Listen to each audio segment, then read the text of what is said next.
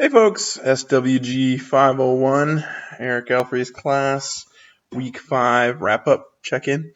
Hope everyone had a good weekend. Those of you in Phoenix here getting pretty wet, good stuff. It rained a lot. So, alright, I wanted to go back and talk about our discussion question this week. We talked about nature versus nurture. Some really good discussion on that. Thanks to you all for sharing some of your personal experiences. Birth of 5, really interesting to hear about that. Like I said, really good thoughts. I could see you all processing as you were going through, thinking about what was what and starting to categorize things into the biological, psychological, and social realms. Remember that we're talking about root cause there. One thing that I wanted to note and sort of throw out as a word of caution is that I did see some of you throwing out pretty quickly thoughts on particular traits of yours being inherently genetic and innately biologically caused, or the other way around, being innately or being environmentally caused on the nurture side of things. I'd caution you against that. Just making sure that you're being thoughtful, that things can very often, in fact, most times, be a combination of factors, both environmental and both nature and nurture, basically, which is the whole point of the reaction range conversation, which I hope that you read about and are paying a lot of heed to, because it's really the answer to the nature-nurture debate, and really comes into play quite a bit when you're working with individuals and trying to do some root cause analysis in your own clinical assessment of folks. So there's that. Related, the look at the twin studies. I think you all really caught on to what's going on with that. Hopefully in your backgrounds you studied twin studies some already. Good stuff. Quizzes. Both the quizzes this week were really good. I think everyone did really, really well. You're catching on and making sure that you're getting in all of your major points, which is awesome. So content from this week, I wanted to go over quickly. Really, really interesting question that comes out of this week's content. That question to me of what exactly makes a family. So what does make a family? Probably something that was a lot easier for most of us to answer 50 years ago. Not that we were here 50 years ago. Some of you may have been here. I was not here 50 years ago, almost. Feels like almost. A family is very much no longer a man and a woman and 2.5 or whatever it was children. We have all different kinds of families these days that we now have advanced to the point of truly acknowledging as families, which I think is phenomenal and wonderful. We have blended families, we have single parent families, and by the way, my absolute admiration goes out to single parents out there. I don't know how you do it. I don't know. I don't get it. You're amazing people. If you're a single parent, I bow down. We have same-sex parent families. We have foster families. We really run the gamut these days, which is amazing, and the diversity of what a family can be these days is really an incredible thing. However, there's also particular dynamics that are different in different families and things that different types of families face, which are really, really interesting. I urge you to think about your own family and what culturally what makes up your family and the particular challenges that your family faces and other families like yours. So speaking of families, moving on to the work of Dr. Murray Bowen. Dr. Bowen is very well known in the field of social work and human services in general for the fundamentals of family systems theory. Family systems theory is the basis of a lot of the therapeutic work that we do in this work and in this field. You're going to have the masters in family therapy folks out there, family therapy field, social workers as well. A lot of counseling degrees really concentrate on Bowen's work.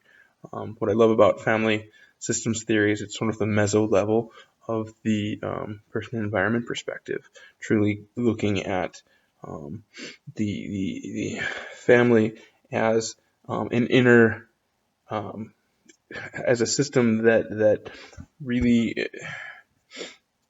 okay, here let me try and explain this as best I can. So, family systems theory basically says that any family is made up of parts, and if any part moves, it affects the other part. Any part affects all of the other parts, basically. Um, which I believe to be true. Our family, us being social animals, social beings, our family is the root makeup of a lot of where we get our identities, and changes in our family and our subsystems of our family affect us greatly. Uh, Family systems talks about that, and then family systemic therapy talks about looking at the dynamics within the family and setting things in place to stabilize the system. Basically, saying that if you stabilize the system, you then inherently stabilize the individual. Make sense? I hope so. Um, Cool stuff. So then another key term in there, we're gonna talk about dyadic interaction. It'll come up in this class more. So a dyad meaning two. Okay, dyadic interaction within family systems is any two individuals in the system and the way that they affect each other. Usually talking about a parent and a child. Okay, so dyadic interaction. We talk about dyadic interactional therapy.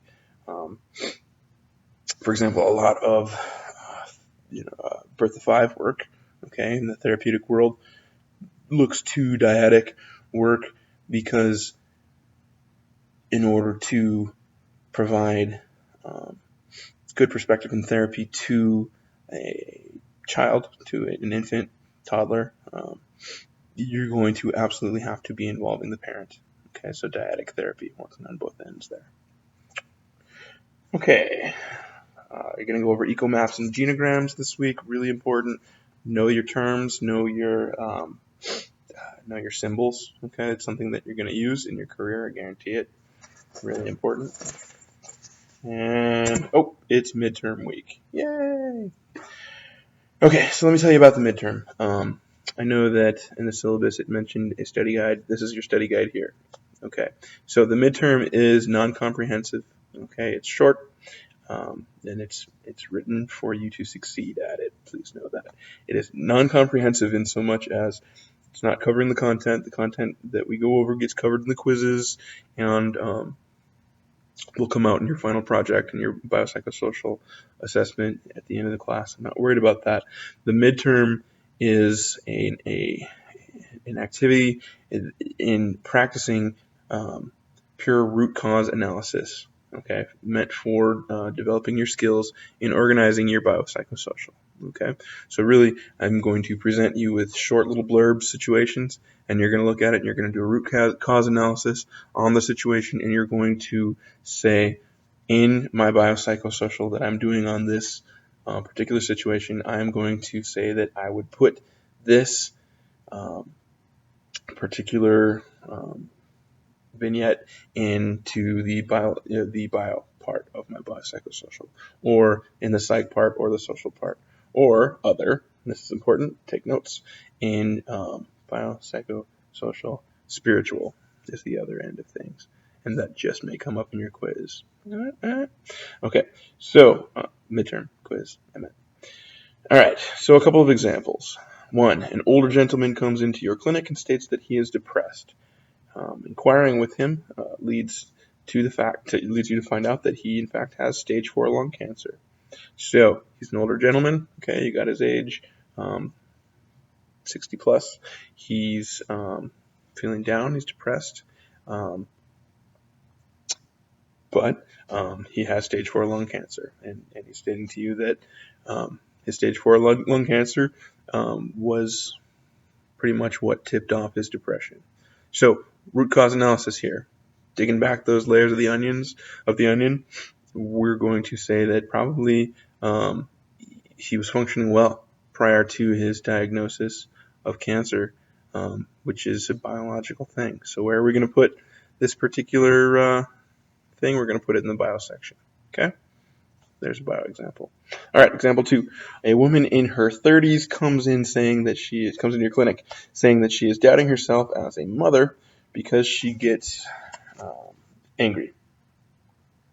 Further inquiry leads to the fact that she has been previously diagnosed with bipolar disorder and is currently not taking her medications.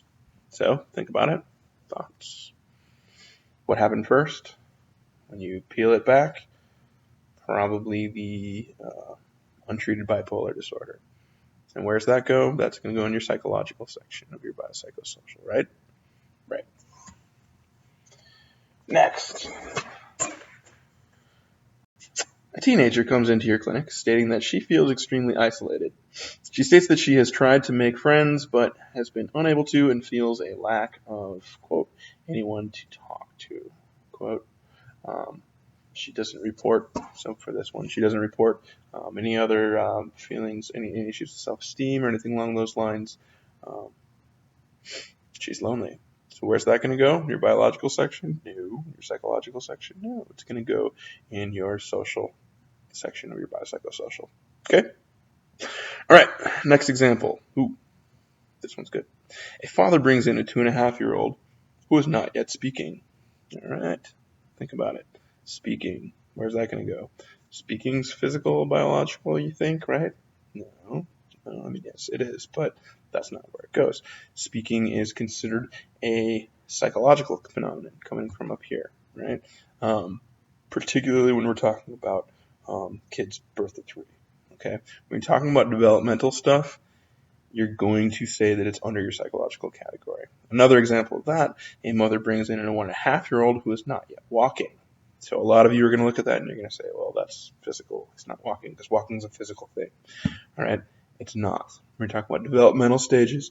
Okay, you're talking about birth to 5 work, and I'm saying barring any other physical issues, okay, that the child may be having, we're going to say that development, okay, developmental issues are going to go under your psychological category.